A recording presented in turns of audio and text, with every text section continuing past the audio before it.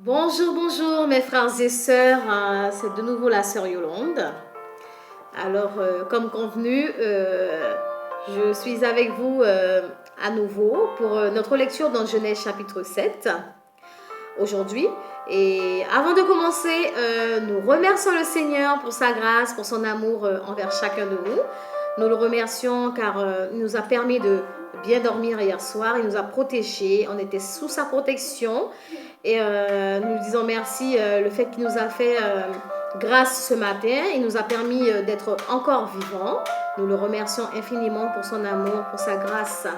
Bien sûr, nous ne sommes pas mieux que ceux qui sont partis dans leur sommeil hier soir. Et nous ne sommes pas mieux non plus que ceux qui sont décédés au moment d'une opération ou autre. Donc, nous remercions le Seigneur parce qu'il nous a fait grâce. On n'est pas mieux que ceux qui sont déjà partis, mes frères et sœurs. Nous remercions le Seigneur infiniment par rapport à son amour envers chacun de nous-mêmes, malgré nos erreurs, malgré nos incrédulités, malgré nos désobéissances. Le Seigneur, il est toujours avec nous, il nous fait toujours grâce. Nous le remercions infiniment pour cet amour qu'il a pour chacun de nous, dans le nom de Jésus, mes frères et sœurs. Alors, comme convenu, nous allons faire notre lecture dans Genèse chapitre 7. Donc, je vous dis tous à vos Bibles. Nous allons commencer la lecture. Alors, notre lecture dans le chapitre 7, Genèse. Alors, je commence pour vous, mes frères et sœurs. Je vous laisse le temps de récupérer votre Bible parce que je sais qu'il y en a parmi vous qui n'ont pas leur Bible sous la main, qui vont récupérer leur Bible. Alors, je commence pour vous. L'Éternel dit à Noé, « Entre dans l'arche, toi et toute ta maison, car je t'ai vu juste devant moi parmi cette génération.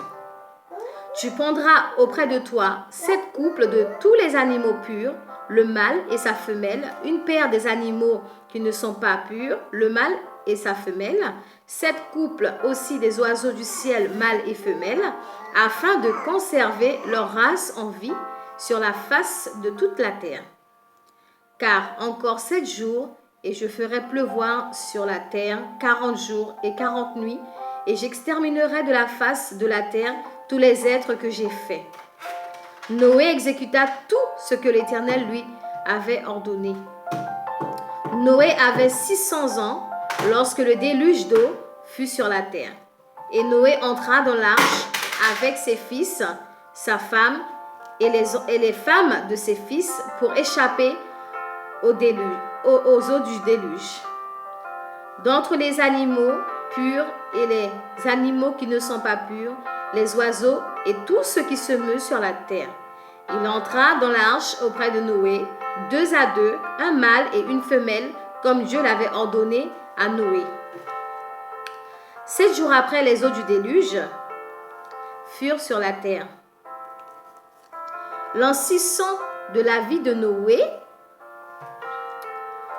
le second mois, le 17e jour du mois, en ce jour-là, toutes les sources du grand abîme jaillirent et les écluses des cieux s'ouvrirent. La pluie tomba sur la terre 40 jours et 40 nuits. Ce même jour entrèrent dans l'arche Noé, Sem, Cham et Japheth, fils de Noé, la femme de Noé et les 3 femmes de ses fils avec eux. Eux et tous les animaux selon leur espèce, tout le bétail selon son espèce, tous les reptiles qui rampent sur la terre selon leur espèce, tous les oiseaux selon leur espèce, tous les petits oiseaux, tout ce qui a des ailes. Ils entrèrent dans l'arche auprès de Noé 2 à 2, de toute chair ayant souffle de vie. Il entra, mâle et femelle de toute chair, comme Dieu l'avait ordonné à Noé, puis l'Éternel ferma la porte sur lui. Le déluge fut 40 jours sur la terre, les eaux crurent et soulevèrent l'arche et elle s'éleva au-dessus de la terre. Les eaux grossirent et s'accrurent beaucoup sur la terre et l'arche flotta sur la surface des eaux. Les eaux grossirent de plus en plus et toutes les hautes montagnes qui sont sous le ciel entier furent couvertes. Les eaux s'élevèrent de 15 coudées au-dessus des montagnes qui furent couvertes. Tout ce qui se mouvait sur la terre périt, tant les oiseaux que le bétail et les animaux, tout ce qui rampait sur la terre et tous les hommes. Tout ce qui avait respiration, souffle de vie dans ses narines et qui était sur la terre sèche mourut. Tous les êtres qui étaient sur la face de la terre furent exterminés, depuis l'homme jusqu'au bétail, aux reptiles et aux oiseaux du ciel. Ils furent exterminés de la terre. Il ne resta que Noé et ceux qui étaient avec lui dans l'arche. Les animaux furent grosses sur la terre pendant 150 jours. Parole du Seigneur. Oui, mes frères et sœurs, alors dans Genèse chapitre 7, nous voyons que Noé était juste devant Dieu. Pourquoi? Parce que Noé, c'était quelqu'un qui obéissait au Seigneur. Tout ce que Dieu lui demandait, il le faisait sans poser de questions. Noé, c'était un homme juste et c'était quelqu'un qui ne cherchait pas à comprendre pourquoi le Seigneur lui demandait de faire cette arche, justement. Et Dieu était vraiment avec Noé. C'est pour vous montrer que quand on obéit au Seigneur, il est toujours à côté de nous. Il est toujours prêt à nous entendre. Il est toujours prêt à nous faire grâce. Il est toujours prêt à nous délivrer dans nos problèmes, dans nos difficultés. Pourquoi? Parce qu'on est attentif à ce qu'il nous demande. Donc c'est pareil pour Noé. Noé, il était juste devant le Seigneur. Il écoutait le Seigneur. Il faisait tout ce que Dieu lui demandait de faire. Et nous voyons aussi que le Seigneur avait demandé à Noé de prendre deux animaux dans chaque espèce, c'est-à-dire une femelle et un mâle, pour les rentrer dans l'arche, afin que après le déluge, comme ça, il y aura assez d'animaux pour peupler et remplir la terre encore à nouveau. Donc nous voyons vraiment que Noé, il a fait ce que l'Éternel lui avait demandé de faire. Il a pris 2 animaux dans chaque espèce, y compris les oiseaux, vous connaissez tous les animaux de la terre. Donc il a pris 2 dans chaque animal, comme le Seigneur lui avait demandé. Puis nous voyons vraiment que le Seigneur, il avait fait un déluge. Et ce déluge, on voit dans Genèse chapitre 7 que ce déluge a duré 40 jours et 40 nuits. Et pendant tout ce temps, Noé, lui, il était dans l'arche avec ses enfants et sa femme, et la femme de ses enfants, de ses fils. Et nous voyons que tellement le Seigneur, il est puissant, malgré le déluge qu'il y avait. Et quand on nous lisons dans le Genèse chapitre 7, nous voyons que même les montagnes, le déluge, il était tellement énorme que même les montagnes étaient sous l'eau. C'est pour vous montrer à quel point Dieu lui-même, il était vraiment, vraiment en colère. Et il avait fait son déluge pour nettoyer la terre. Parce que les hommes étaient tellement impurs, faisaient du n'importe quoi. Donc il avait décidé de faire le déluge pour nettoyer la terre parce qu'il n'en pouvait plus. Ses yeux ne supportaient plus de voir ce genre de truc. Donc même de nos jours, le Seigneur, il aurait pu faire la même chose encore. Mais il nous fait grâce. C'est grâce qu'il nous fait. C'est pas que nous sommes bons devant ses yeux, mais il nous fait grâce. C'est par amour, au fait, qu'il fait tout ça. Mais sinon, il aurait déjà nettoyé la terre encore. Il aurait pu faire le déluge encore une fois. Quand nous voyons ce qui se passe dans le monde, quand nous voyons qu'il y a les guerres, la violence, c'est pas possible. C'est pas possible. Alors, ensuite, nous voyons que...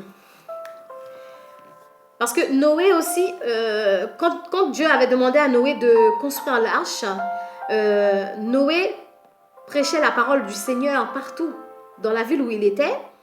Et nous connaissons l'histoire aussi de Noé. Quand Noé disait ça, justement, à ses frères et sœurs qui étaient dans la même ville que lui, on le prenait pour un fou, justement. Il ne voulait pas croire en Noé. Il disait que Noé était fou, qu'il perdait sa tête. Et pourtant, il ne perdait pas sa tête. Et à cause de leur doute, ils ont tous péri.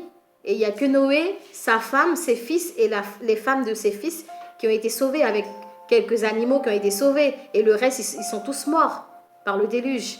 Le déluge les a frappés, ils sont tous morts. C'est pourquoi c'est pourquoi Dieu nous demande dans la Bible qu'on soit attentif à tout ce qu'il nous montre, dans des révélations, parce que Dieu, lui, il passe par des rêves, par des révélations pour nous avertir d'un malheur, de quoi que ce soit. Donc c'est pour ça qu'il nous demande de rester très vigilant, d'être très attentif à ce qu'il nous dit, et de rester attentif aussi à sa parole, parce que sa parole, c'est la vérité.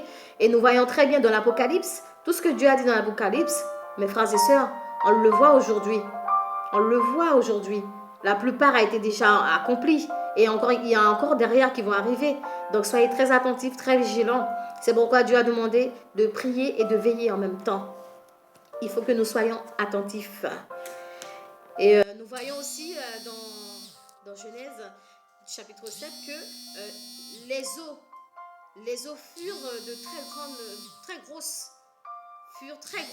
Ça veut dire que la mer, l'eau était tellement forte, tellement puissante, et que pendant ces jours-là, l'eau a tellement propagé sur la terre que même les montagnes qui sont vraiment hauts, vous connaissez la hauteur d'une montagne quand même, ben, du coup, les montagnes étaient sous l'eau, tellement le déluge était énorme. Oui.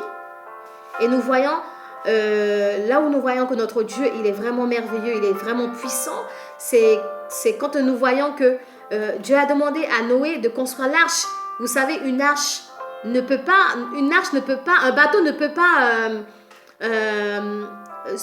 comment dire ça, ne peut pas, comment j'aurais pu vous dire ça là? La puissance de Dieu est tellement forte que normalement le bateau ne devrait même pas résister à la puissance du Seigneur. Mais c'est Dieu lui-même qui a voulu que le bateau reste sur pied, que l'arche reste sur pied pour protéger Noé, les animaux, ses enfants et sa femme. Vous vous rendez compte? Le bateau, il aurait pu couler. Le bateau, il aurait pu se casser en deux. Il aurait pu s'effondrer. C'est comme quand vous regardez le film de Titanic. Regardez comment le bateau il était énorme. Ce bateau-là, il a coulé sous l'eau et il y a eu un tas de morts dans ce bateau-là, dans Titanic. Et là, justement, c'est pour vous montrer la différence entre la puissance du Seigneur, quand Dieu est vraiment là pour nous, rien ne peut nous arriver. Donc, Noé, sa femme, ses enfants et les femmes de ses fils, franchement, ils n'ont rien eu. Dieu était là pour eux. Dieu les a protégés pendant 40 nuits et 40 jours. Vous vous rendez compte? 40 jours et 40 nuits, mes frères et sœurs. Donc, c'est pour vous montrer à quel point notre Dieu, il est tout puissant. À quel point sa puissance surpasse tout au monde. Donc, c'est pourquoi je vous demande, mes frères et sœurs, de ne pas lâcher le Seigneur. Restez toujours dans ses pieds. Priez le Seigneur tous les jours. Demandez-lui ce que vous voulez. Mais s'il vous plaît, restez, marchez selon sa volonté, respectez ses commandements, mes frères et sœurs, et vous verrez que ce qu'il a fait pour Noé, il le fera aussi pour vous et pour moi aussi. Ça, je le sais, parce que Dieu, il a vraiment fait beaucoup pour moi. Un jour, je vous témoignerai ce que le Seigneur a fait pour moi.